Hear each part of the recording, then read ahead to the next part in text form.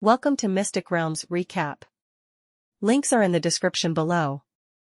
Please show some love of the author and me.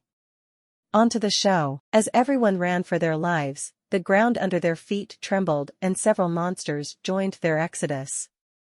Ants, ground beetles, bees, flies, ladybugs, wolf spiders, butterflies, and several other insects that Lux was seeing for the first time, all fled in the opposite direction of the approaching swarm.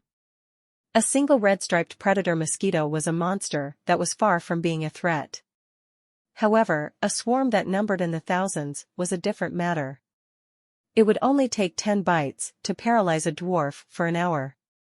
In the face of thousands of mosquitoes, no creature in the Figaro garden, no matter how strong and whether they were alone or in a group, would be able to resist their inevitable demise. For now, the dwarves and beasts ignored each other and focused on looking for a safe place to hide. "Follow the ants," Lux shouted. "Maybe we can hide in their nest or something." Colette and her party subconsciously followed Lux's orders, with the exception of Robin. Even so, after seeing that his friends were now following the half-elf's orders, he decided to not say anything and ran after them. Shrieks and screeches could be heard in the surroundings, mostly from the insects that had been overtaken by the mosquito swarm. Although the dwarves were small, they were one of the fastest runners in the world of Elysium. Sometimes, they were even faster than beastkins at running away. As chaos ensued, the group of ants headed southeast to return to their nest. Lux's party and several other dwarves, who had realized what they were planning, followed behind them. 15 minutes later, they arrived at the ant nest where several ant guards were patrolling the area. "Diablo, skeleton warrior, come forth," Lux ordered, and his 2 undead warriors appeared beside him. The half-elf had thought of an idea while they were fleeing the mosquitoes and decided to give it a try.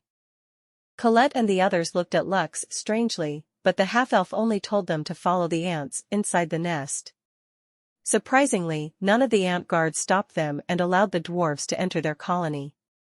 After giving his 2 undead subordinates orders, Lux also entered the safe area, ant nest, alongside the other fleeing ants that were coming from other places of the garden. Only after the last ant had entered the nest did the guard ants close the entrance, which made the dwarves and a certain half-elf breathe a collective sigh of relief. "Damn, I thought I was a goner." Andy pressed his palm over his chest to calm his wildly beating heart. Axel nodded his head in agreement. "Still, it's a bit of a shame. If the mosquitoes didn't come, that graduating party would have been able to beat the red-eyed terror mantis without a problem." Colette, Maddie, Helen, and Robin nodded their heads in agreement. The dwarves that had followed their party inside the ant nest shared the same thoughts. Only the half-elf didn't because he was not paying attention to their discussion. On the side, he silently sat cross-legged with his eyes closed. Right now, he was testing something that he had never done before. In his mind's eye, he looked at a gray world with no other colors in it. Suddenly, a group of mosquitoes appeared in his vision. Diablo stopped moving, and the mosquitoes flew past him without even bothering to give him a second glance. Clearly, a skeleton deprived of blood was something that they were not interested in. It was at that moment when a smile appeared on Lux's face. After testing to see that his theory was correct, he ordered Diablo and the skeleton warrior to look for traces of the red-eyed terror mantis. He shared a special connection with his named creature that allowed him to communicate with the other party on a deeper level. It allowed Lux to see and hear what Diablo could see and hear, which made his personal bodyguard the perfect chess piece to take advantage of the chaos that was currently happening inside the garden. Lux saw several dried-up corpses of insects littered in the surroundings, which made him realize just how devastating the sudden mosquito attack was. Fortunately, he still hadn't seen any dwarf corpses, which gave him some peace of mind. The half-elf wasn't fond of seeing dead children, whether they were dwarves or humans. Suddenly, a loud shriek reached Diablo's ears. Lux immediately ordered his named creature to run in the direction where the shriek came from, and take a look at what was happening. As soon as Diablo arrived in the area, he heard an intense buzzing sound in the surroundings. Giant flowers were strewn across the ground alongside countless mosquitoes that had been sliced in half.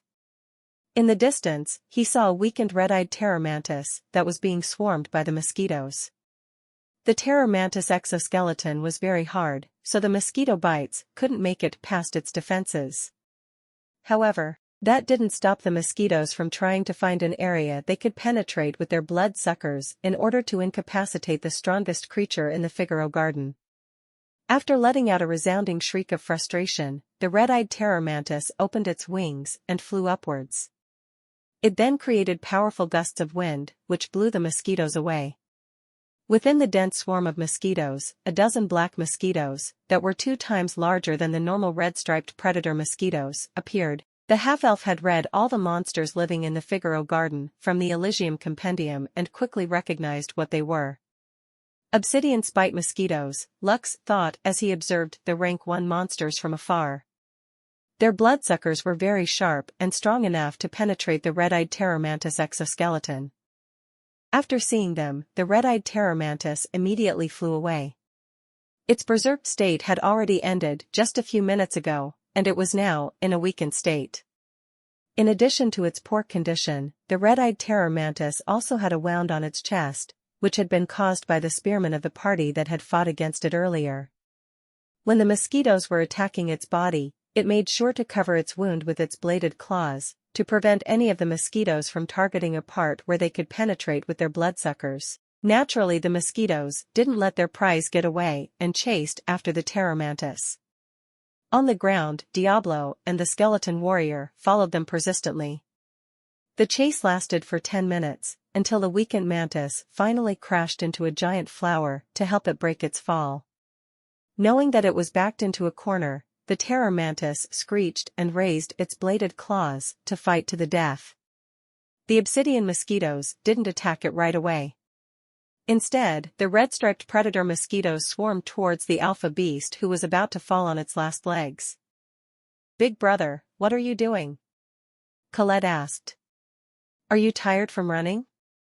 Lux opened his eyes and smiled. "A little bit. Let's stay here for now. The mosquito swarm is still active outside. I'm using Diablo to check the current situation. Once the coast is clear, we will leave immediately and return to the Leaf Village for the time being."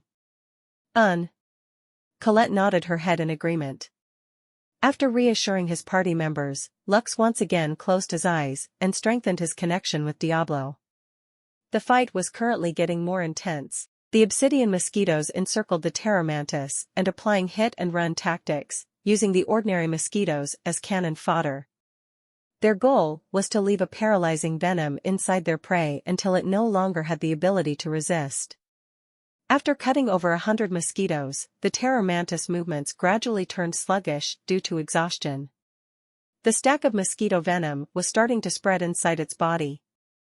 The obsidian mosquitoes didn't waste the opportunity and embedded their sharp suckers into any unprotected area of their prey. Several more minutes had passed when the red-eyed terror mantis screeched for the last time.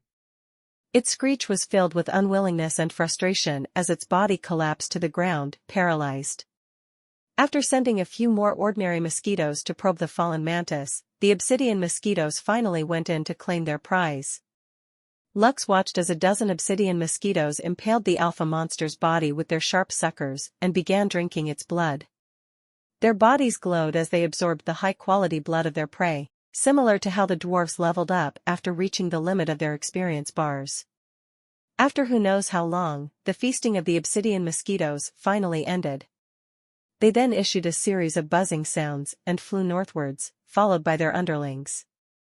Only after Lux was certain that all the mosquitoes had left did he order Diablo to move towards the corpse lying on the ground. Lux gazed at the once proud apex monster of the Figaro garden, which was now only left with a dried-up husk, bereft of blood.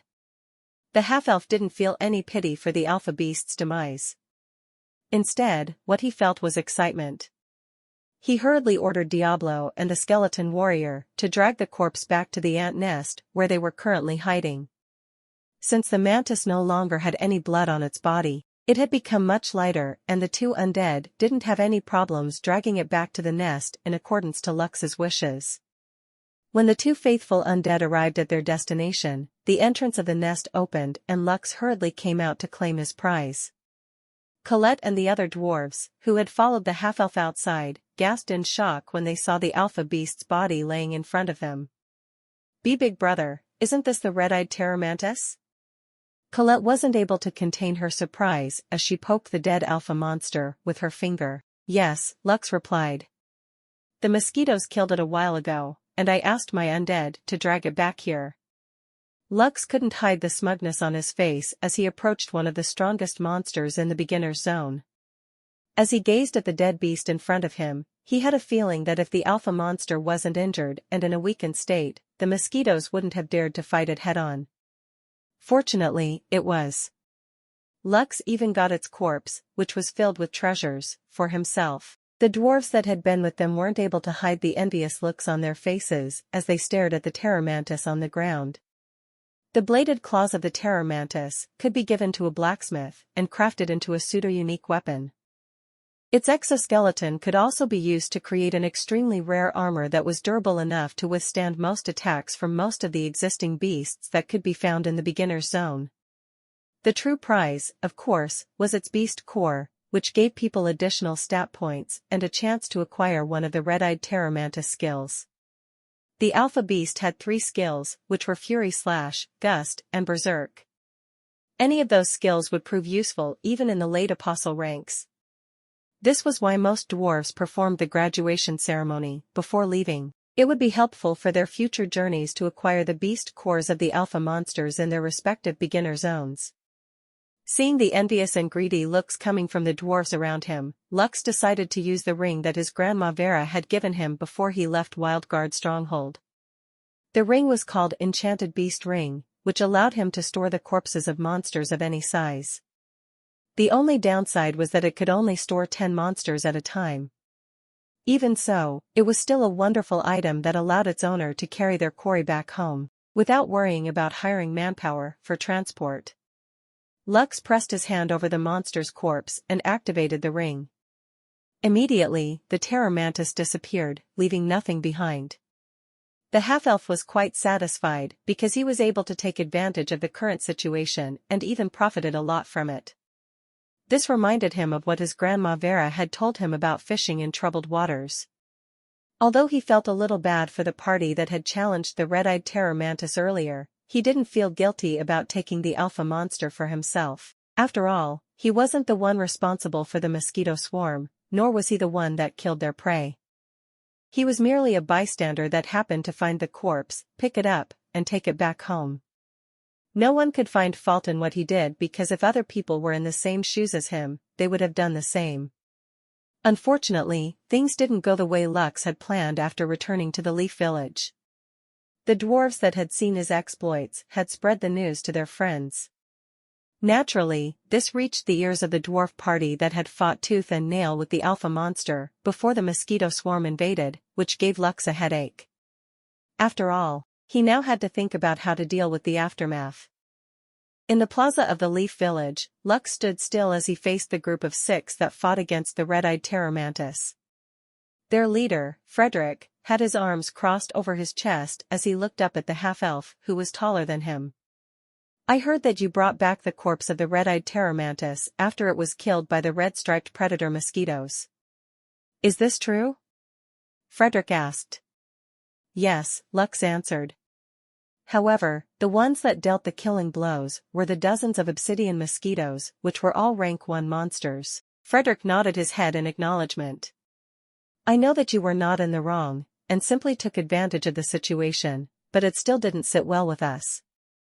We can only stay here in Leaf Village for a little more than 4 days, but the red-eyed terror mantis might not spawn again before we leave this place. You can keep the beast core if you like, but we need the terror mantis bladed claws and its exoskeleton. Can you give this to us as a sign of friendship? And, if I refuse? Lux asked. He didn't mind giving them the terror mantis bladed claws and exoskeleton because he was sure that he could farm these items before he left the Leaf Village. However, the hateful glares that Frederick's party members were giving him, which made it seem as if he was someone that had killed their family members, were ticking him off. Huh? You dare refuse? The shield warrior of the group shouted. We are being civilized with you even though you stole our prey. If you are really an upstanding individual, you should hand the beast corpse over to us along with an apology. That's right. Augustus is right. The terror mantis is rightfully ours, you thief. Give us back what is rightfully ours. Although Frederick didn't say anything, he still didn't stop his party members from voicing their complaints. His gaze remained calm as he just stared at Lux, waiting for his answer. Because of the commotion that had happened in the Figaro Gardens, some of the dwarves who were in Leaf Village turned to look at the disturbance in the plaza. Soon a crowd formed and watched this scene with great interest. Dwarves were known to be a rowdy race, especially when it came to drinking. They were also not afraid of a brawl, so the other races had learned not to tick off the stubborn dwarves, who were known to raise their war hammers at the first sign of conflict. How about you buy them from me? Lux asked. I'll give you a 50% discount on the market price, how about it? Before Frederick could give his reply, the shield warrior, Augustus, immediately raised a ruckus. You've got guts, I'll give you that.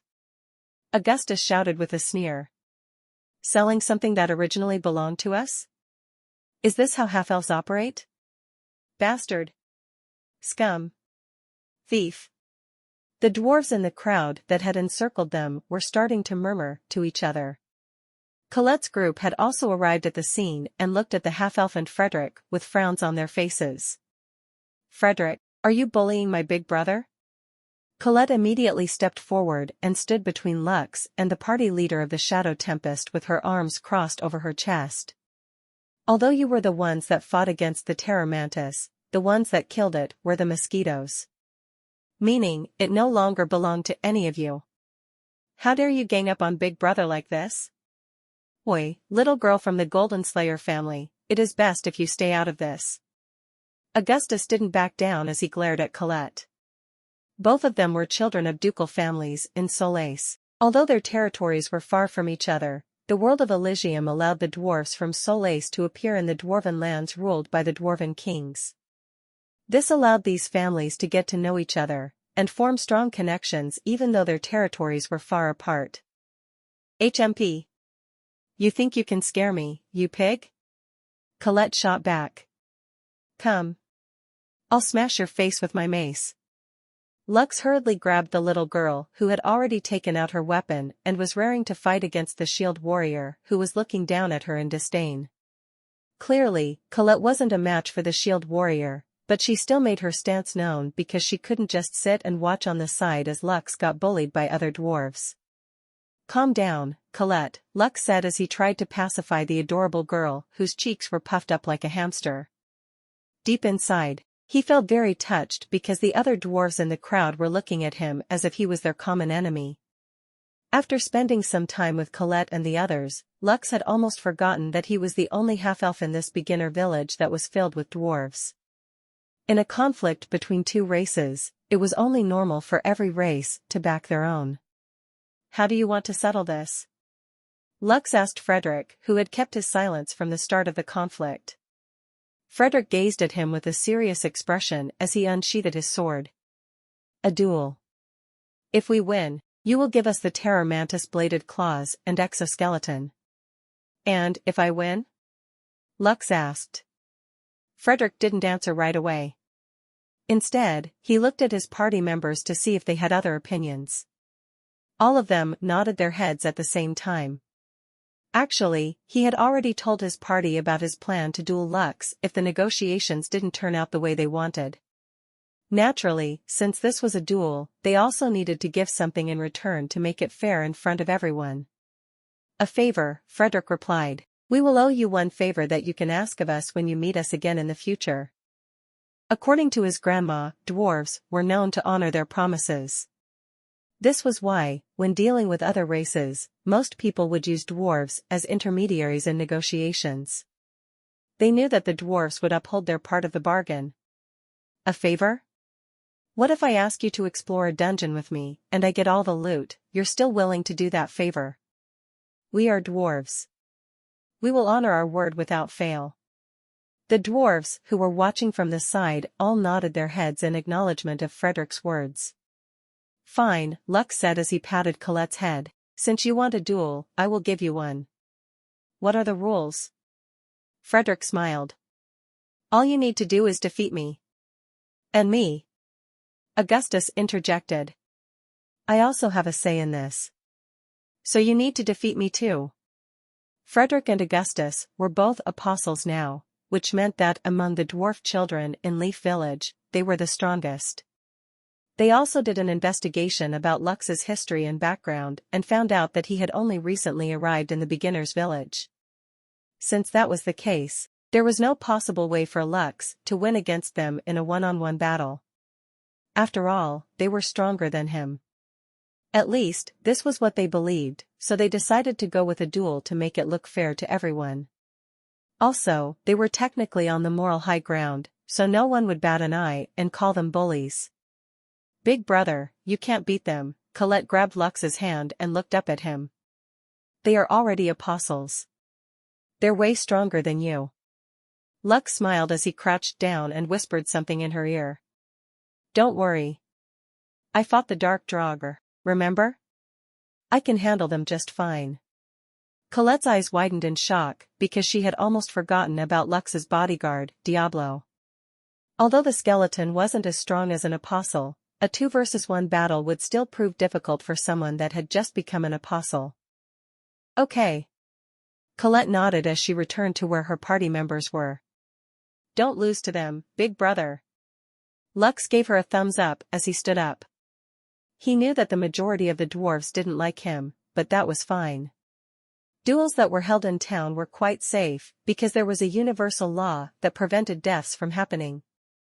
This was one of the safeguards that the god of games, Ariel, had made to settle disputes over disagreements that might lead to brawl.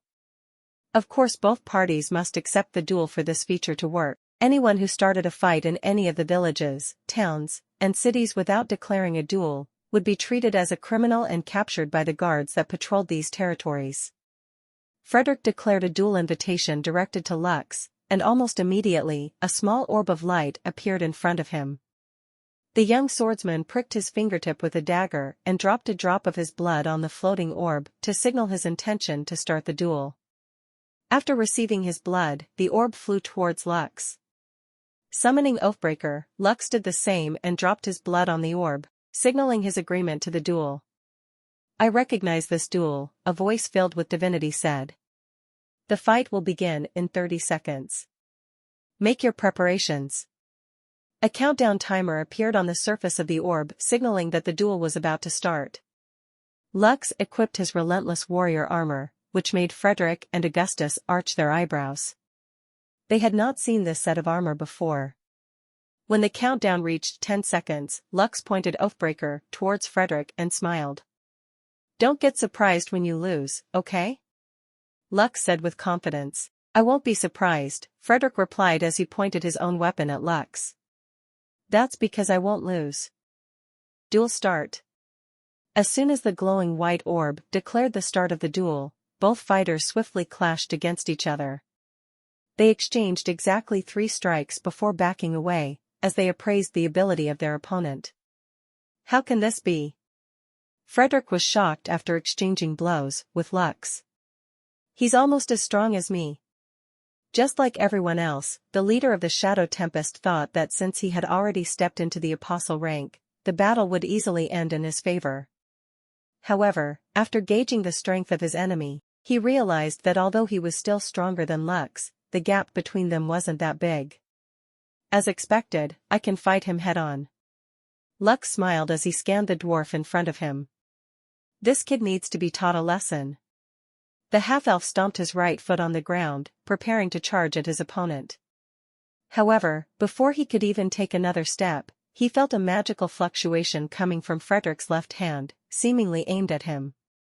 Stone bullet. Frederick shouted as a fist-sized stone flew towards Lux, which forced the latter to dodge to the side at the last second. Having his attacking stance broken, the half-elf had no choice but to evade the barrage of stone bullets that Frederick fired in his direction. Crap. He is a magic swordsman. Lux cursed internally as he was left with no other option but to equip Dawn to block one of the stone bullets that he was unable to dodge. A resounding metallic sound spread across the plaza as Lux skidded a few meters away from where he stood. "Sorry, I underestimated you earlier," Frederick announced as more magic circles appeared around him. "I will now fight you seriously, so be prepared." Just before Frederick could finish his words, Lux picked a random rock on the ground and threw it at Frederick to stop his chanting. "Stone bullet!" Lux shouted. Frederick tilted his body to the side to dodge Lux's unexpected attack. This also interrupted him from casting the spell Stone Bullet Barrage, which was the machine gun version of Stone Bullet, firing bullets continuously at a rapid pace. "You're not the only one who can cast magic," Lux declared as he pointed his thumb at his chest. "I can do it too." The lips of the dwarfs watching the duel twitched as they looked at the half-elf who was feeling proud of himself. "Bruh, you just picked up a rock and threw it. That's not how magic works. Aren't you feeling embarrassed for yourself?" That was the general summary of everyone's collective thoughts in the plaza. Colette and her party members, on the other hand, covered their faces in embarrassment except Robin. He only glanced at his party mates and purposefully took a few steps back as if telling the other dwarves that he didn't know any of them. Frederick shrugged off Lux's words and decided to close the gap between them. He only used a ranged attack earlier to test and see if his enemy had any long-range spells that could be used against him. Of course, he already knew that Lux was capable of summoning the undead thanks to the dwarves that were on the site the day. They all said that it was how he retrieved the body of the alpha monster. The only thing that confused Frederick was that the other party wasn't using any of his summons. Although he wasn't afraid of the other party's summoned monster, the lack of it made Frederick think that his opponent wasn't taking him seriously. The two fighters once again clashed against each other at close range. This time, each of their strikes sent sparks flying in the air. "Tempest War Art First Form," Frederick shouted. "Kaiser Sword Art Second Form," Lux declared. "Whirlwind Slash. Crescent Slash." A powerful gust of wind erupted at the center of the plaza, creating a thick dust cloud which blocked everyone's views from the two combatants. However, Lux and Frederick didn't falter and unleashed several lethal sword strikes that could seriously injure their opponent. Within the dust cloud, the sound of weapons clashing could be heard. Several flashes of light could also be seen as both fighters fought toe-to-toe at point-blank range. Both combatants were losing their health points at a rapid pace every time their attacks grazed each other. With one powerful slash, Lux sent Frederick a few meters away from him, after the dwarf had blocked his attack. What Lux didn't know was that the leader of the Shadow Tempest had planned this all along. He used the strike of Lux's slash to gain momentum in order to distance himself from his opponent. Switching his grip on his weapon, Frederick stabbed his sword to the ground and shouted, "Stone spikes!" Lux's sixth sense kicked in, prompting the half-elf to summon his skeleton warrior in order to deal with the dwarf's unexpected move. Several 2-meter spikes jutted out of the ground around where Lux had initially been standing a moment ago, piercing their target from all directions. As the dust cloud settled, Frederick saw the skeleton warrior's body collapse in front of him, but the half-elf was nowhere to be found. Augustus, who used his detection skill, immediately located Lux and shouted to warn his leader where the enemy was. "Frederick, above you!" Augustus hollered. Unfortunately, it was already too late. The skeleton warrior had propelled Lux high up in the air before the earth spikes hit it. This allowed the half-elf not only to escape the attack, but also initiate a counter-attack of his own. Kaiser Sword Art Fourth Form. Lux pulled his sword back in order to prepare his family's special attack that he had practiced, while jumping off the tree on their property. He had practiced this move so many times when he was 12 years old, to the point that he fainted every 1 out of 3 attempts. Now that he was no longer worried about fainting, Lux unleashed the attack that had made his grandma Vera spank his bum numerous times for repeating this move over and over again until he fainted. Phoenix Descent. A screeching sound that was similar to that of a phoenix spread across the plaza as Lux's sword shone brightly. The crowd watched as the half-elf brushed through the dwarf's body and skidded across the ground with his sword at his side. Phoenix's descent was the only attack that his grandma Vera had taught him that could be used while he was mid-air. It was also an attack that put great stress on the body due to the difficulty of its execution. But, the current Lux was now strong enough to execute this move without fail. Frederick knelt on the ground, clutching his chest with his hand. He didn't expect that not only would someone survive his earth spikes, but also manage to counterattack against him. Although they didn't actually receive any injuries when duel mode was activated, they could still feel the pain of each attack. Lux's last strike made the dwarf feel as if his body was sliced in two. Duel over. Winner, Lux. The orb of light announced the victor of the duel, before fading away. Colette, who intently watched the battle, immediately ran towards Lux and jumped into his arms. The half-elf stored his weapon and caught the ever-lively little girl with both hands, and swung her around and around, making Colette shout in joy. The dwarves stared at the half-elf in disbelief, because they hadn't expected this outcome. As soon as the dust cloud settled, the battle had also come to an end. Augustus clenched his fist, because he couldn't believe that Frederick had lost against the half-elf. Now that his leader had lost the battle, it was now his turn to fight. "You did well, half-elf," Augustus said as he stepped forward. "Now, it's my turn. Don't worry, I'll give you a few minutes to rest." Lux put Colette down on the ground as he looked at the shield warrior who had a serious expression on his face. "There's no need to rest," Lux said. "I don't want to waste time. Let's just duel now." This time, Lux was the one that initiated the duel and summoned the orb of light. After giving it a drop of his blood, the orb flew towards Augustus. "Although I'm not as proficient as Frederick in fighting, I am confident in my defense," Augustus thought as he dropped a drop of his blood on the orb of light, signaling his acceptance to Lux's challenge. "No matter what kind of attack he makes, I can block them all." "I recognize this duel," a voice filled with divinity said. "The fight will begin in 30 seconds. Make your preparations." Augustus smirked at Lux, and the latter smirked back at him. When the timer ended, Augustus raised his shield and held his ground. As a shield warrior who specialized in defense, he had decided to use the counterattack strategy on Lux, believing that he would be the last one standing between the two of them. However, the smile on the dwarf's face stiffened when Lux raised his hand and summoned Diablo and his skeleton warrior to fight by his side. He had completely forgotten that his opponent was a necromancer who didn't need to fight one-on-one battles with him. Augustus had equipped his full plate armor that covered his entire body. He couldn't afford to lose, so he decided to go all out and prove to the half-elf that he was a tough cookie to crack. Diablo summoned the forest wolf, making it a 4-versus-1 battle. Even so, Augustus wasn't worried. In his eyes, the only threat was Lux. Once the other party fell, the others would follow, so he decided to focus all of his attention on the half-elf. Lux charged at the shield warrior as he brandished Oathbreaker to check how tough the little dwarf was. After executing Slash, a metallic ring reverberated in the surroundings after Augustus successfully blocked his attack.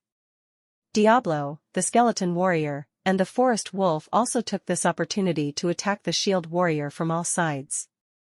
Aside from the shield in his right hand, the dwarf also had a peculiar-looking short sword in his left hand, which he used to block Diablo's strike. For some reason, Augustus' instinct told him that Diablo was a creature he couldn't afford to look down on.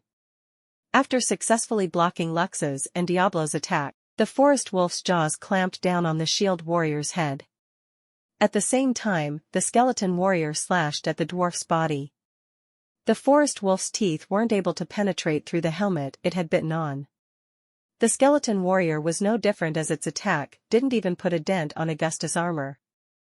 One mighty roar suddenly sounded from the shield warrior, causing Lux and his subordinates to get blown a few meters away. Augustus unleashed his AoE skill, Shield Warrior's Roar, which had a knockback effect. Although it didn't deal great damage, it was effective when it came to pushing enemies away, especially when the user was getting mobbed. "No matter what you do, you can't pierce my defense," Augustus declared. Lux smiled as he took a fighting stance. We'll see about that. This was the first time that the half-elf had seen a shield warrior in action, so he was quite curious about its abilities. From what he could tell, the forest wolf and the skeleton warrior practically did no damage to Augustus because of his full plate armor. Lux was sure that this armor was something that couldn't be obtained from Leaf Village, so there was only one explanation. It was an armor that was given to the dwarf before he entered Elysium. Seeing that Augustus focused on blocking his attacks, Lux knew that there was only one tactic he could use in order to breach the dwarf's solid defenses. Lux took a fighting stance and the sword in his hand glowed as he prepared to unleash one of his family's sword arts. Kaiser Sword Art First Form, Lux shouted as he charged at the shield warrior who had already raised his shield up to meet him. Piercing the heavens. Augustus shifted his body in order to deflect Lux's attack and weaken its momentum.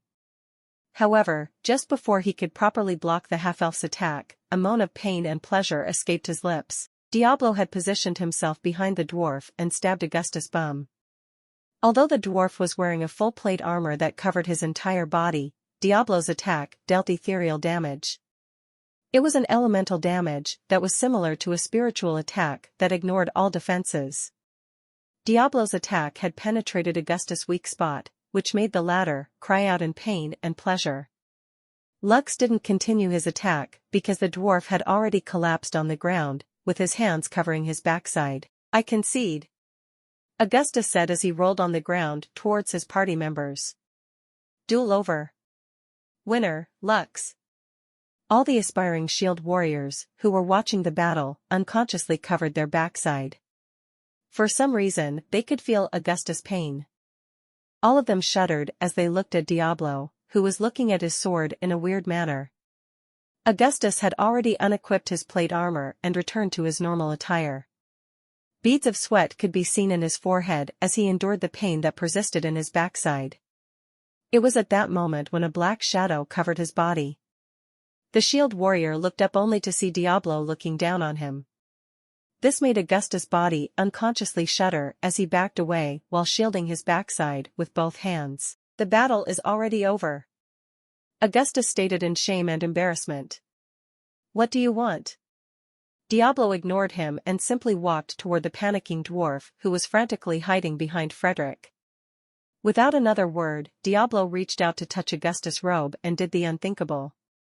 To everyone's surprise, the skeleton who was wearing a black armor used the shield warrior's robes to wipe its sword.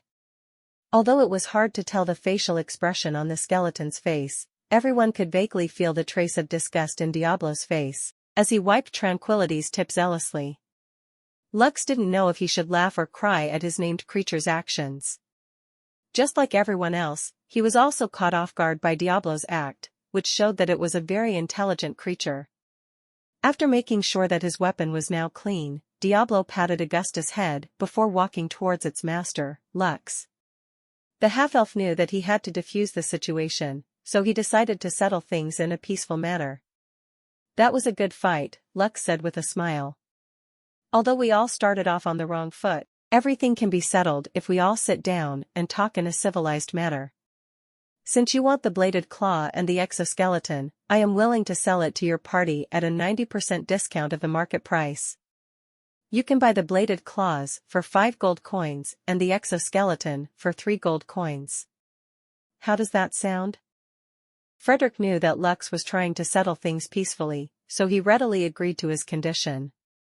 Although they still had to pay a total of 8 gold coins, it was already a very low price considering that these materials could be used to craft a high-quality weapon and set of armor. You have a deal, Frederick said as he extended his hand for a handshake. Lux held the dwarf's hand and shook it firmly. For him, the terror mantis bladed claws and exoskeleton were not a big deal to give up.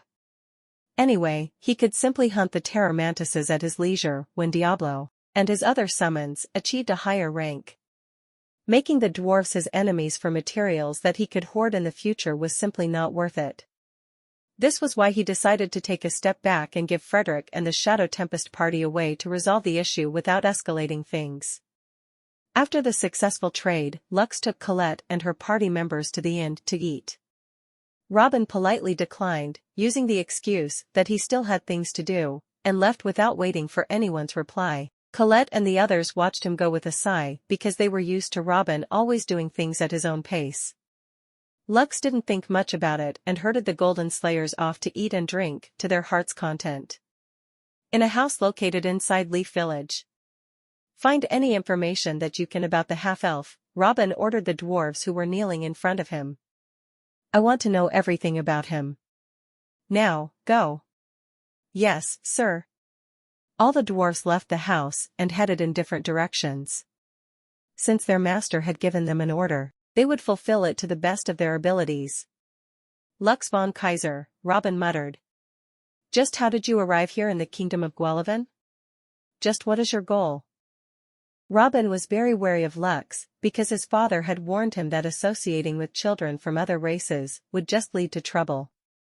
Of course, he didn't believe this advice completely because he hadn't met any other races in the dwarven kingdom of Guelven. But although he didn't know if other races could be trusted or not, he was still very curious about the half-elf who had suddenly appeared out of nowhere. I'll find out your true color soon, Robin said softly. If you are a threat to this kingdom, I will make sure that you will never be heard from again. If you're enjoying my content, please consider donating a coffee. Or checking out my shirts on TeePublic. 3 days had passed since the duel between Lux and Shadow Tempest Party. A commotion happened in the Figaro Gardens, which made all the dwarves leveling in the area abandon it completely. According to the report of those who managed to flee in time, the red-striped predator mosquitoes and the obsidian spite mosquitoes were regularly conducting swarm raids in the Figaro Gardens. Because of this, most of the dwarves decided to boycott the north zone of the beginner village in fear of getting themselves surrounded by thousands of blood-sucking mosquitoes. The Adventurers Guild had also issued a Class B extermination mission to clear the pests that were becoming a threat to the outer area of the beginner's village. The village chief, Sedwin, was also worried that if things continued to get out of hand, another monster outbreak would occur and, this time, they would be fighting against swarms of mosquitoes that thirsted for blood. The elders of Leaf Village believed that the threat the mosquito swarm posed had even surpassed that of the undead army that had raided their village not long ago. Grandma Annie, the old woman that had fought alongside Lux during the monster outbreak, had a grim expression on her face as she voiced her opinion. I think we need to stock more food in our underground shelter, Grandma Annie proposed. Unlike the undead army, these mosquitoes can get past our defenses because they can fly. Also, the paralyzing effect of their bites can cause countless casualties on our side. It is best to not fight them, and just wait until they leave the village. Sedwin and the elders of the village nodded their heads. Fortunately, all the houses and other establishments of our village have underground basements, Sedwin said. If going to the shelter is impossible, hiding in the underground basement is also an option. As long as the mosquitoes don't see any live targets, they will leave on their own. One of the elders rubbed his beard as he made his concern known. Has there been any news from the stronghold of Noria? We sent someone to inform them of the current threat we are facing a day ago. We should have gotten an answer from them by this time. Sedwin sighed. I'm afraid the stronghold is busy right now. Our neighboring village, Lindau, was attacked by a notorious bandit group. The warriors of Noria are scouring the nearby areas to find their main camp, but the bastards are like slippery eels that couldn't get caught. It will take a while before they can spare us some manpower to handle this threat. Grandma Annie shook her head in disappointment after hearing the news, but there was nothing that they could do about it. They were not the only villages that were under the protection of the stronghold of Noria. Other people needed help from them as well, so they needed to handle the situation on their own for the time being. Tell the Adventurers Guild to issue an announcement to the villagers, as well as the foreigners, that going to the Figaro Garden is forbidden, Grandma Annie stated. Although it is impossible to close off the entire area, giving a warning to everyone should at least have enough effect. Everyone in the room nodded their heads as they concluded their meeting. They set out to do their assigned tasks to ensure that their village would not suffer many casualties if another monster outbreak were to happen. East Zone, Aspiration Plains. It's too bad. We can't go to the Figaro Gardens, Colette said. She was sitting on top of a carriage, I heard that there have already been 2 casualties due to the mosquitoes' mob strikes in the garden, Maddie commented from the side. It is better to stay away from that place for the time being. Helen, the cleric of the group, nodded. Let the adults handle this matter. This is something that is beyond our abilities. By the way, where is Big Brother? Helen had started to imitate Colette, calling Lux Big Brother as well. It didn't seem wrong either, since he was the oldest and tallest in their party. Big Brother said that he still has other things to do, so he can't accompany us on this escort mission. Colette pouted. I wonder what he is up to. The Golden Slayer party had taken an escort mission to protect a merchant caravan from bandits and wild monsters. They were headed to a village called Lindau Village, which was one of the trade partners of Leaf Village within the territory of Noria. Robin, who was also seated in the carriage, had his arms crossed over his chest as he looked outside the window. The investigation about Lux's identity was not proceeding smoothly because they couldn't gather any information about how he appeared in Leaf Village. Although foreigners could visit the kingdom of Guelevin from their homeworld of Solais, all of them were dwarves. There had not been a single instance where a different race had appeared in the dwarven lands, which was why Lux's case was being investigated critically. Even the stronghold of Noria had been keeping an eye on the half-elf's movements through the men that they had stationed in Leaf Village.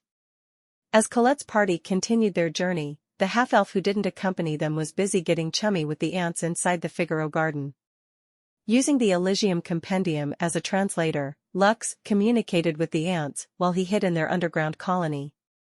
He asked them of the latest news of what was happening inside the garden. According to the information he gathered, the number of obsidian spite mosquitoes was growing at a fast rate. This was due to them drinking the blood of stronger monsters as they terrorized the ecosystem that had lost their alpha beast. According to the Elysium Compendium, it would take a week for alpha monsters to spawn after they were killed. This prevented newly ranked apostle parties from hunting them indiscriminately. Also, the ants told him some information that made him frown. The dozen obsidian spite mosquitoes that had feasted on the red-eyed terror mantis had all evolved into iron-scaled torment mosquitoes, which were rank 2 monsters. In the beginner's area, the strongest monster was the field boss, Forest Wolf King, followed by the alpha monsters. The tiers below them were rank 1 and rank 2 monsters. For a party that had just arrived in the beginner's village, they could at most handle common monsters like horned rabbits, skeletons, ladybugs, and forest wolves. After they became stronger, they could then challenge rank 1 monsters. After they get used to fighting strong monsters, they could then challenge the rank 2 monsters, which would help them level up faster. This would also allow them to gain enough stat points in order to deal with the alpha monsters in each zone of the beginner's village. In the absence of the alpha monster, the current big boss of the Figaro garden were now the mosquitoes.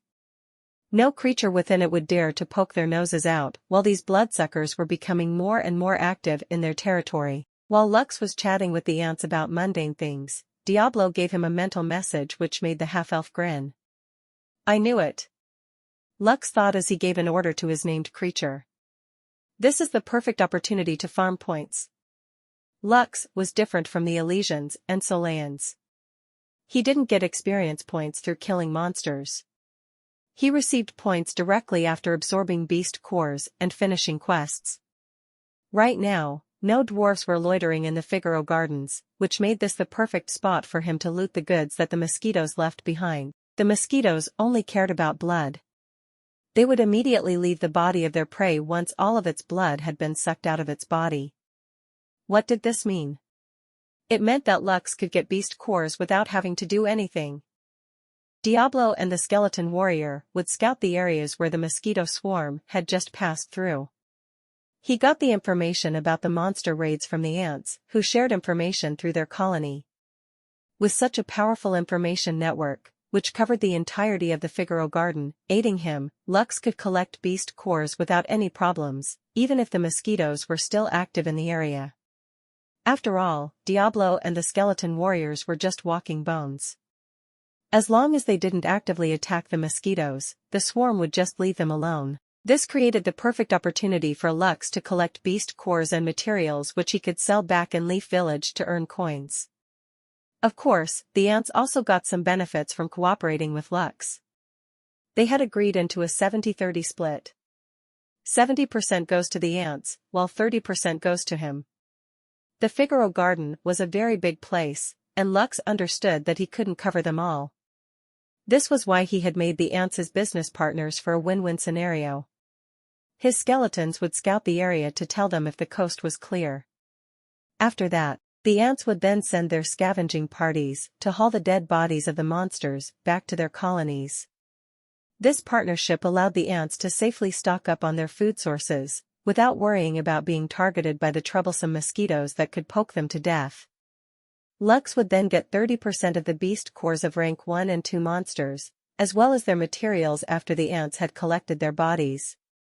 Although the number of rank 1 and 2 monsters only numbered about a dozen or so, having 2 to 5 beast cores a day was something that Lux wouldn't dare pass up. In case I haven't mentioned it before, the people in Solais that go to Elysium can level up to become stronger. Likewise, the people of Elysium also level up by fighting monsters and using beast cores. Once their combined stat points reached a certain threshold, they would be able to break through the rankings. A week had passed since Lux had holed himself up in the Figaro Garden, and he was still conducting his business with the ants. Although the Adventurers Guild had announced that going to the Figaro Gardens was forbidden, some stubborn dwarves would still secretly go there to kill monsters and collect herbs and other ingredients. Due to the decrease of people visiting the place, the dwarves didn't have much competition in herb collecting, monster killing, and foraging. This made them bolder, so most of them decided to go deeper inside the garden, which was a big mistake on their part. Run! A party of dwarves had ventured too deep in their exploration, and came in contact with one of the mosquito swarms that were active in the area. The buzzing sounds of the mosquitoes' wings became louder as they closed their gap between the dwarves, who were rich in blood. While they were running away, the healer of the party suddenly tripped on one of the roots of the plants that was on his way. "Help!" the healer cried out, but his party members only gave him a sidelong glance before running away. "No, stay away!" the healer screamed as the mosquitoes pierced his body with their bloodsuckers. His blood-curdling scream spread across the garden, which scared those who heard it increase the pace of their running.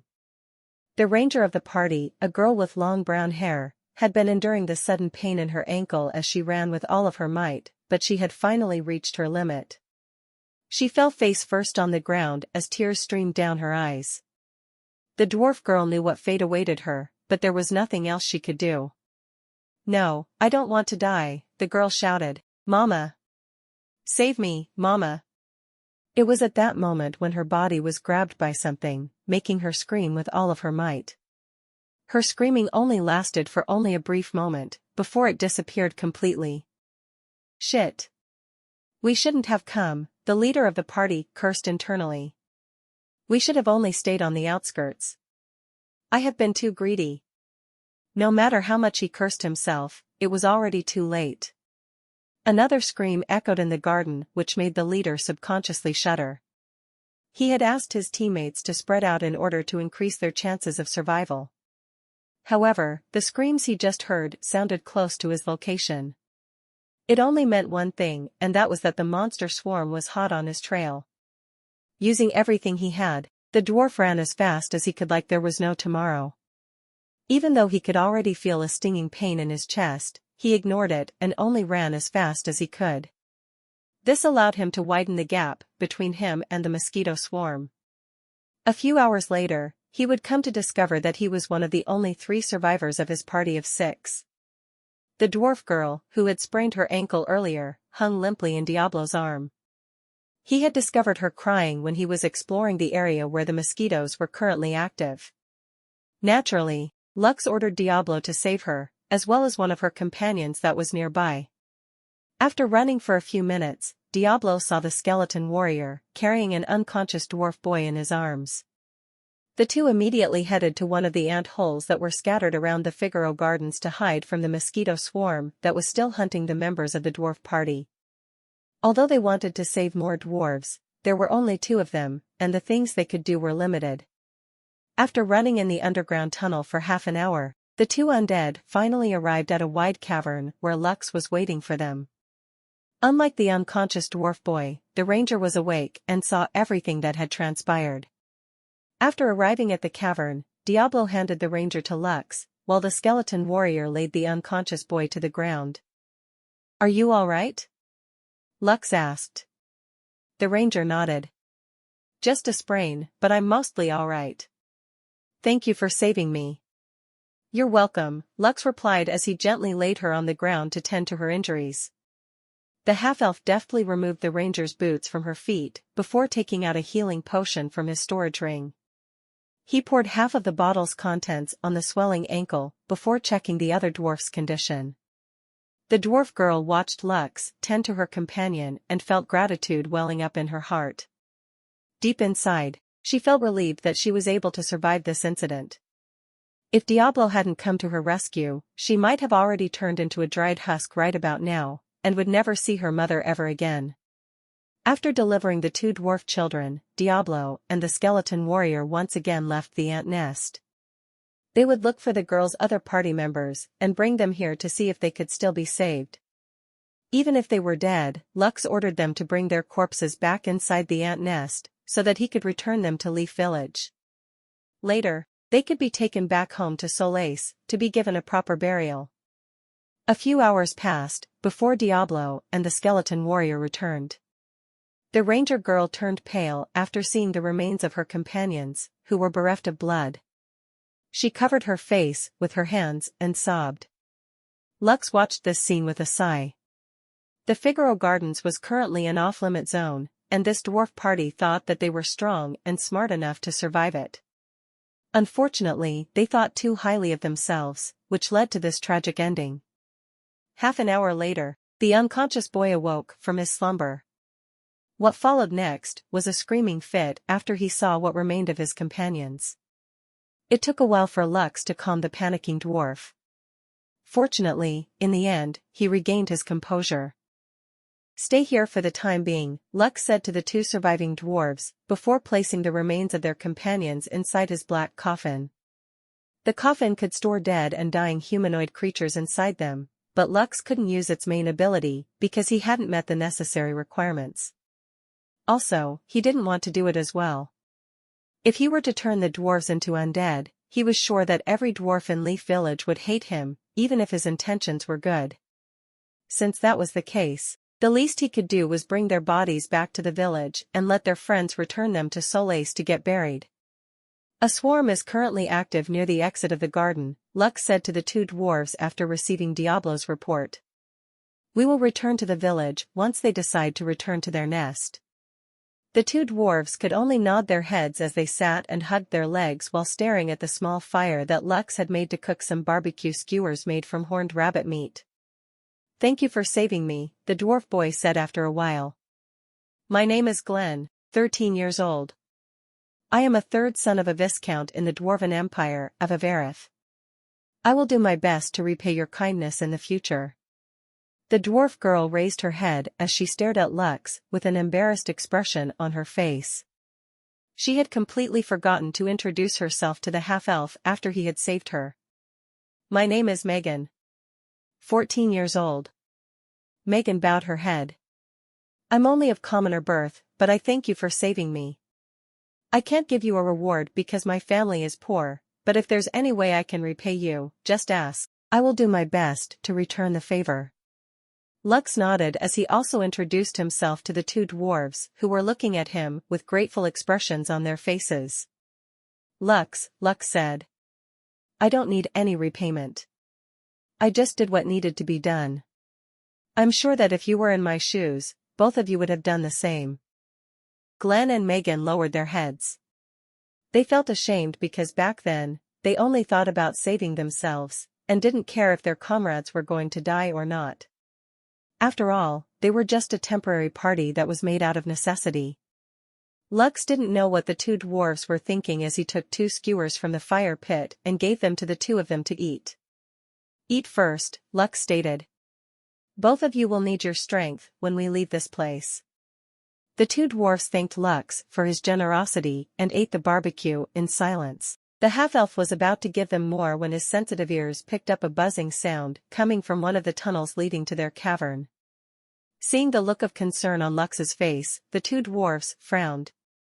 They couldn't hear what the red-headed teenager was hearing, so they were not aware that the mosquitoes had discovered one of the hidden entrances that led into the colony.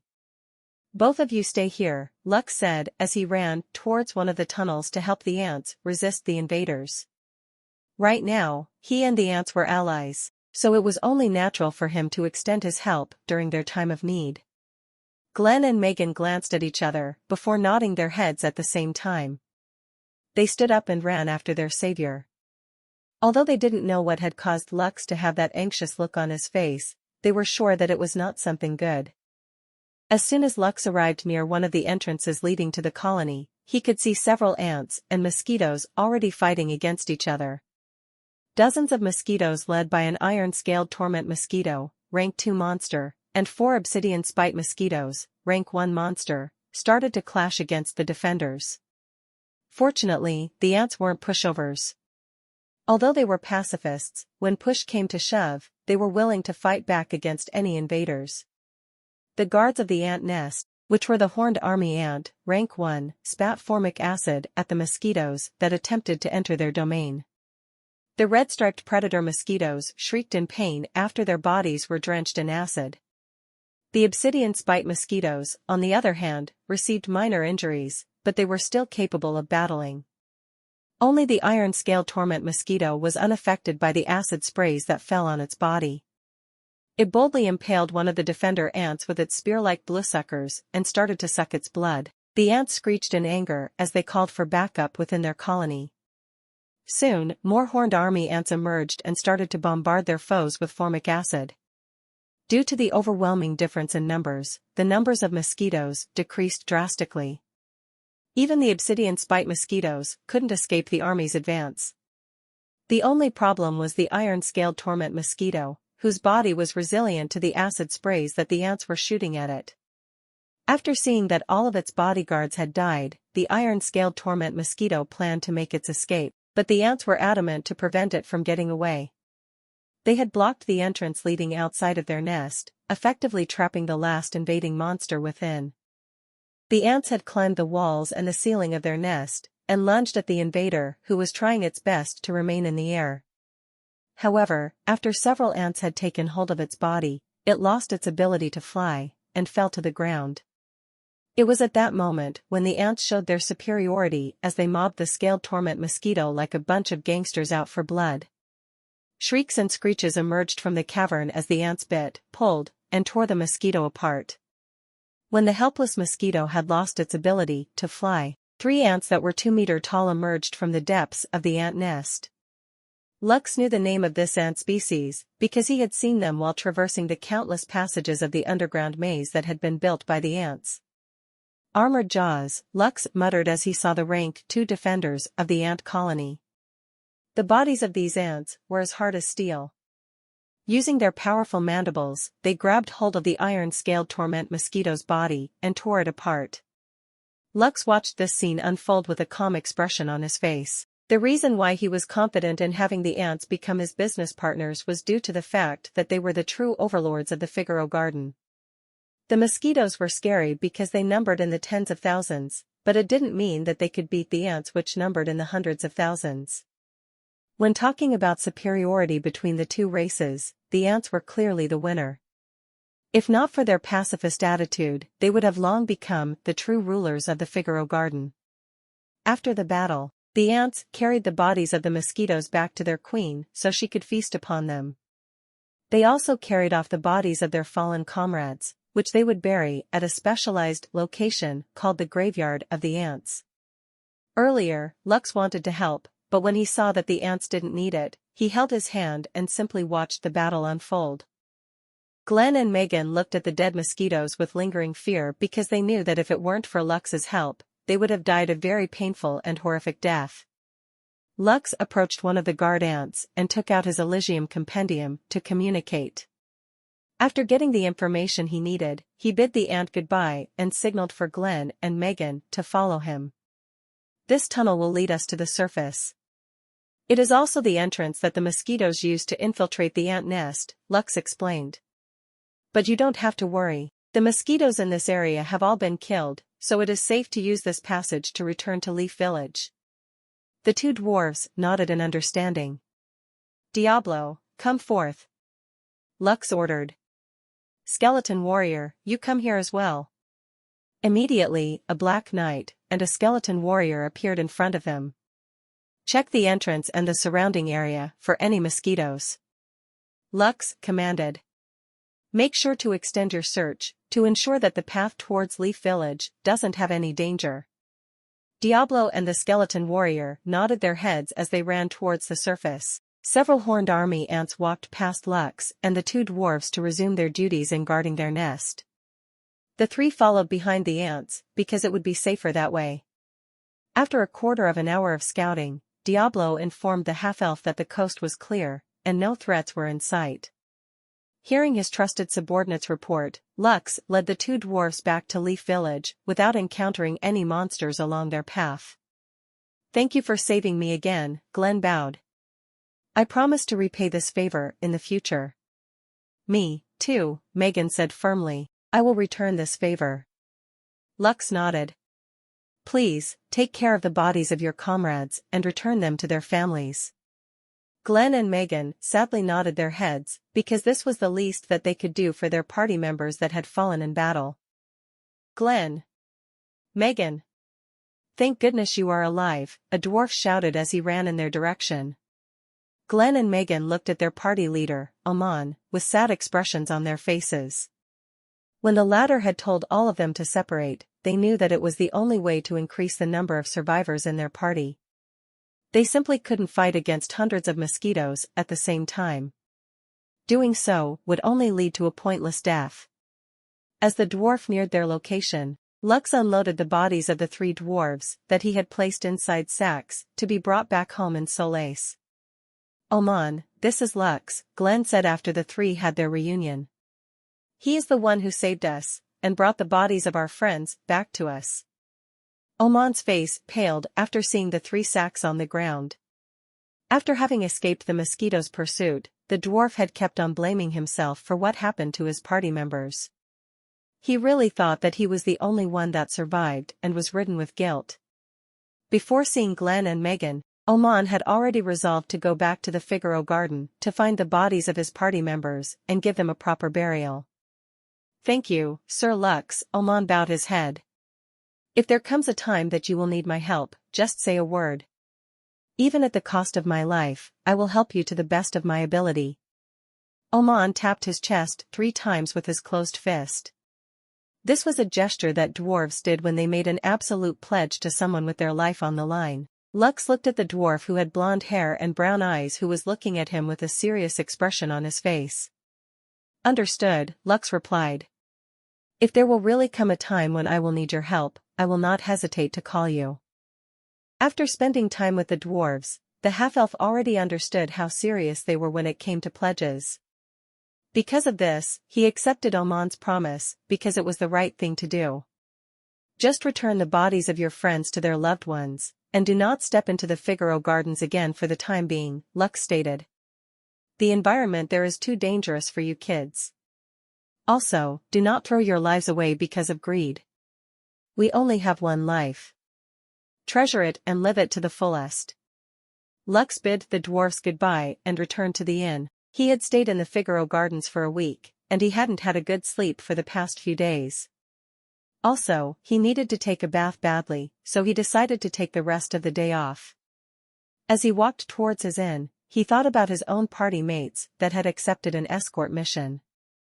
He kinda missed the rowdy bunch of dwarves, especially Colette who was always brimming with positivity. If I'm not mistaken, they will be back in another 2 weeks, Lux muttered as he made his way towards his room. When they return, I think I'll ask them to help me hunt the carbuncle in the Aspiration Plains. The carbuncle was the alpha beast of the Aspiration Plains. Although it was a rank 3 monster, it didn't specialize in attacks. Instead, it was a support-type monster that had the power to heal and buff the minions that fought for it. It was the weakest among the 3 alpha beasts in the beginner's village.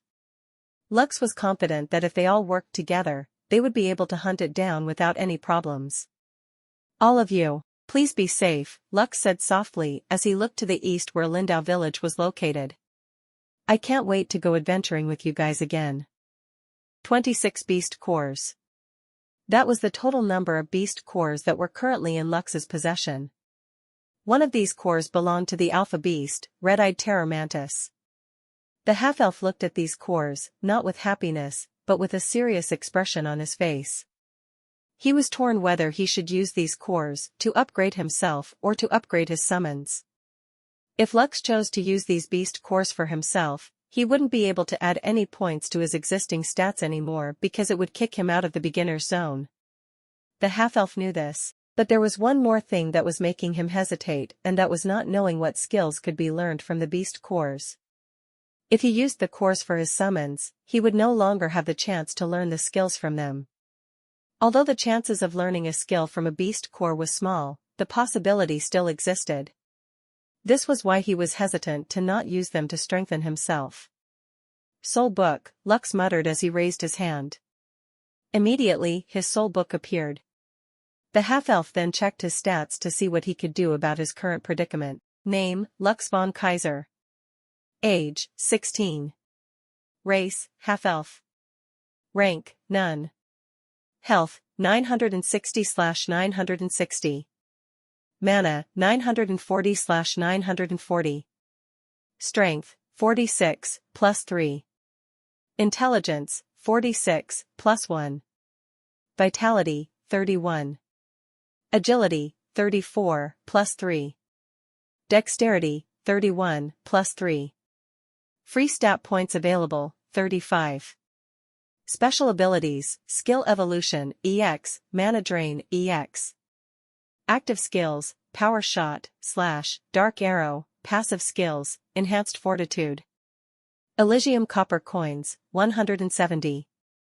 Elysium Silver Coins, 24. Elysium Gold Coins, 8, Immortal Conqueror's Legacy. Rating, F+. Progress, 56/100. Conquest is not all about claiming lands and expanding your domain. True conquest is conquering the hearts of people. Once you gain their loyalty, the path to dominion will open its doors for you. Upgrade rewards, +5 to all stats, +200 health points, Mana Drain, EX. Note, upgrading your special constitution will allow you to unlock its abilities. Diablo. Name Skeleton.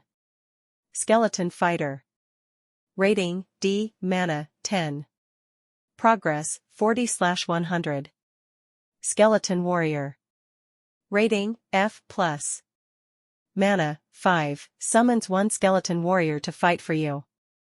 Summon duration, 1 hour. Skill cooldown, 5 minutes. Progress, 0/100. Lux gazed at this status page as he held the rank 3 beast core of the red-eyed terror mantis in his hand. I need 44 points to upgrade my body constitution to its next stage, Lux thought. With a rank 3 beast core, I can get 15 free status points, and 15 body constitution points. The half-elf had long decided that he would be using the alpha beast core on himself, because the terror mantis had 3 skills and they were Fury / Gust, and Berserk. Right now, his / skill was on its way to evolving into Fury /. Among the 3 skills that could be learned from the beast core, Fury / was not something he wanted to acquire. Gust was a wind elemental skill that created powerful gusts of wind that dealt damage and blew away one's enemies. Berserk, on the other hand, was a very useful ability that doubles one's stat points for a brief period of time. However, it had a downside. When the berserk state faded away, the user would have their stats halved as they fell into a weakened state for a period of time. This was also why the red-eyed terror mantis fell to the mosquito swarm. After losing half its health points, the backlash of the weakened state made it unable to resist the mosquitoes and died under their suppression. Okay, I will upgrade my body constitution, then focus the remaining upgrades on Diablo and the skeleton warrior. Lux clenched his fist as he made up his mind to upgrade his body constitution. When he upgraded his body constitution for the first time, the overall upgrade to his body was fantastic. Also, the half-elf was hoping that the free options that would be available to him after his upgrade would include the Warcry skill. Last time, he was forced to choose Mana Drain in order to last longer during battles, which had been a great boon. Now that another upgrade was on the way, Lux wanted to choose the skill Warcry so that his subordinates would have increased bonus damage that would make their attacks stronger. Okay. Let's do this. Lux held the beast core with both of his hands and willed his thoughts to consume it. Ding. Do you wish to consume the rank 3 beast core? Yes/no. Lux naturally chose yes and picked the upgrade stat points option. Obtained 15 free stats points. Obtained 15 body constitution points. You have acquired the Fury Slash. The corner of Lux's lips twitched when he saw that the skill that he acquired was the skill that he didn't want to learn. The half-elf was about to curse out loud when a series of notifications appeared in his soul book. Skill Evolution, EX, detected that the skill Slash was on its way to evolving into Fury Slash. Forcefully upgrading Slash to Fury Slash. Upgrade successful. Skill Evolution, EX, has detected that the skill Fury Slash can be upgraded one more time. New skill unlocked. Double Fury Slash. Active skill, requires 10 mana to use. Slash the enemy twice forming an X, dealing heavy physical damage with a very high chance of dealing critical damage. Deals plus 100 damage with high chance of dealing critical damage. If your target has less than half of its health remaining, it deals an additional plus 100 damage to your attack with a high chance of dealing critical damage. Requirements to upgrade, use Fury Slash 10x, progress, 0/10. You can use Fury Slash and double Fury Slash anytime once the requirement has been met. Lux blinked at the information in front of him before his initial annoyance turned into happiness. Not bad. Lux grinned after seeing the new skill that was added in his collection. The half-elf then used 3 more rank 1 beast cores and successfully upgraded his body constitution to the next level. Ding! Congratulations! Your body constitution has been upgraded. Choose one from among these 3 options as your bonus reward. Option 1, plus 50 permanent points to vitality. Options 2, Warcry, plus 30 physical and magical damage to you and your allies. Duration, 5 minutes. Cooldown, 10 minutes. Options 3, Item Transmutation. Transfer a skill from one item to another. Once the skill has been successfully transferred, the item will be immediately destroyed. As expected, the skill Warcry was available after Lux had upgraded his body constitution. However, a new skill had caught his interest and it was none other than Item Transmutation. After using the Elysium Compendium, Lux found out that the skill Item Transmutation was a pseudo-mythical tier skill that could only be learned by Grandmaster Alchemists, Grandmaster Blacksmiths, Grandmaster Jewelers, and other Grandmaster Artisans that specialized in creating items. In a nutshell, if Lux were to sacrifice Tranquility and transfer its ability to summon a forest wolf to Oathbreaker, the unique sword would gain a bonus skill. But, it wouldn't end there. If Lux could acquire other items with special abilities, then he could transfer all of them to his equipment, making them more powerful. Damn. Why must you make things difficult for me? Lux was both happy and frustrated at the third choice that appeared after he had upgraded his body constitution. His initial choice was to get Warcry. But now that the skill Item Transmutation has appeared, he was having a hard time deciding between the two. Right now, Lux was in a dilemma. Just like last time, he wasn't sure if the skill Item Transmutation would still be there after he upgraded his body constitution again. For him, a pseudo-mythical skill like Item Transmutation would allow him to have overpowered equipment if he played his cards right. Lux could see the skill's potential. He even thought of buying cheap equipment with special skills so he could attach them to his own equipment. Simply put, this was a money-burning skill with great payoff. Fine, Lux muttered after an intense internal struggle. So be it. I choose you, Item Transmutation. Dash. Skill Evolution, EX, detected a new skill. Since the skill is learned from your body constitution upgrade and not from a beast core, evolution requirements will be waived. Item Transmutation, EX. Transfer up to 2 skills, or weapon attributes, from one item to another. Once the skills or attributes have been successfully transferred, the sacrificed item will immediately be destroyed. Immortal Conqueror's Legacy. Rating, E. Progress, 0/200. Conquest is not all about claiming lands and expanding your domain. True conquest is conquering the hearts of people. Once you gain their loyalty, the path to dominion will open its doors for you. Upgrade rewards, plus 1000 health points, item transmutation, EX. Bonus reward, plus 1 summon skeleton skill. You will be able to summon 2 more skeletons to fight for you. Note, upgrading your special constitution will allow you to unlock its abilities. Yes. Lux raised his hand in excitement after seeing the bonuses that he got after upgrading his body constitution. This is so freaking awesome. He already expected that the item transmutation skill could evolve to its next form, but the thing that he didn't expect was that he would get a bonus reward for his summoning skill. Before, he could only summon 1 skeleton warrior, but now he could summon 3. Counting Diablo and his other skeleton warriors, he now had a total of 4 summons he could use to fight along his side. This greatly increased his manpower in one fell swoop. 24 beast core remaining. Lux eyed the beast cores in his possession. 20 of those beast cores were from rank 1 monsters, while 4 were from rank 2 monsters. Lux opened up Diablo's page in the soul book to check the points he needed to upgrade his trusted partner. Diablo. Name Skeleton. Skeleton Fighter. Rating, D, Mana, 10. Progress, 40/100. Diablo had the title Firstborn. As Lux's first named creature, Diablo had gained the special ability to increase the number of skill points he would get when upgraded by a beast core. Normally, a rank 1 beast core would give 10 skill points. A rank 2 beast core would give 20 skill points. But if Lux were to use a rank 1 beast core on Diablo, the latter would gain 15 points. With a rank 2 core, the latter would gain 30 points. Without batting an eye, Lux used 2 rank 2 beast cores to upgrade his named creature, raising Diablo's overall performance. Diablo. Finally, a worthy opponent. Our battle will be legendary. Name Skeleton. Skeleton Fighter. Rating, D+. Mana, 10. Progress, 0/300.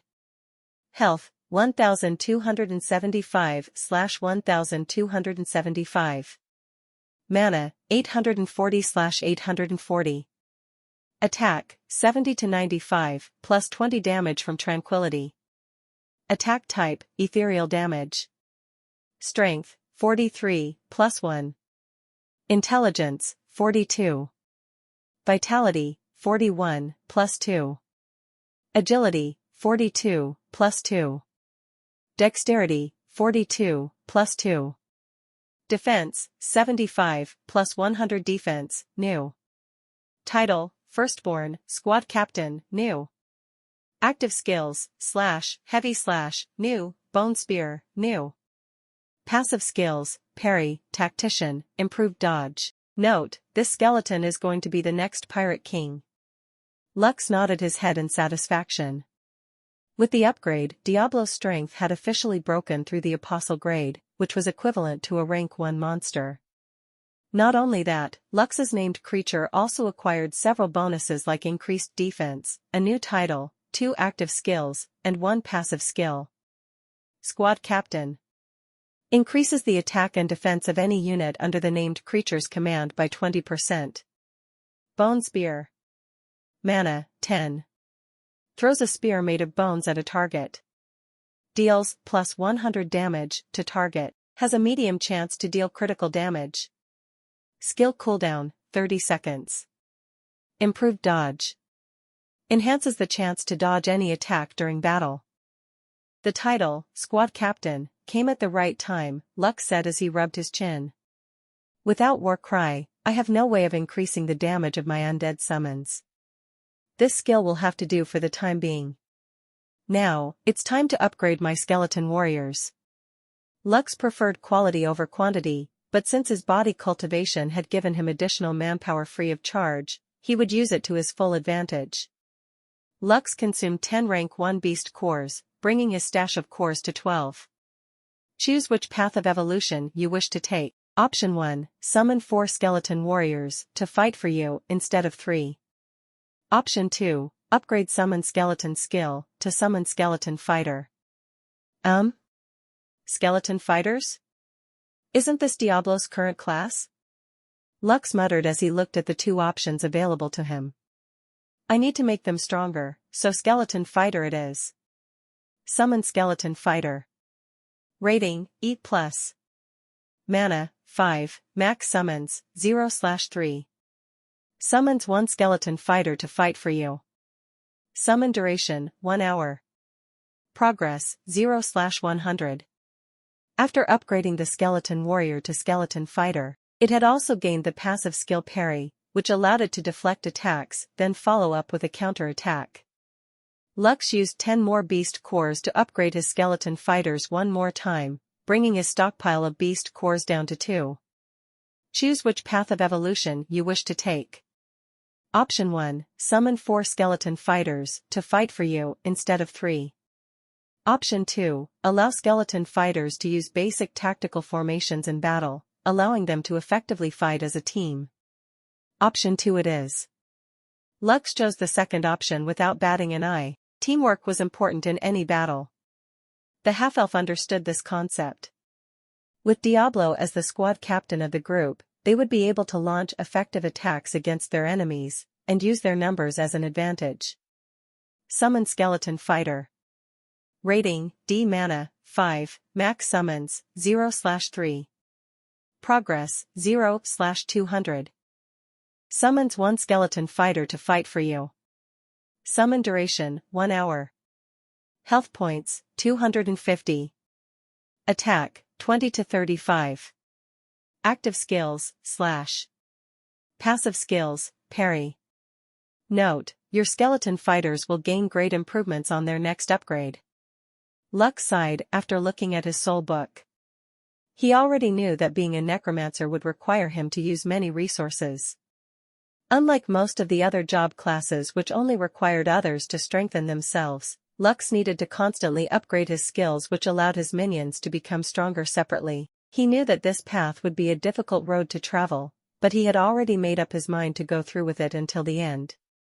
Perhaps a month or 2 from now, I will have enough skeleton warriors to challenge the hell mode of the bronze crypt even if I am alone. Lux pondered. When that happens, I will be able to constantly farm rank 2 beast cores without needing to share them with anyone. Lux chuckled as an ingenious idea appeared in his mind. I wonder how Colette will react if I manage to break her big sister's record in the bronze crypt. That will be a fun thing to see. The half-elf grinned while thinking of the not-so-distant future. Now that he and his summons had undergone an upgrade, he would be able to farm more beast cores in the Figaro Gardens, while waiting for his dwarf friends to return from their escort mission. He was sure that the next time they saw him, they would be surprised at how much he improved while they were away. Thank you for watching Mystic Realms Recap. Please like, share and subscribe. Have a great day.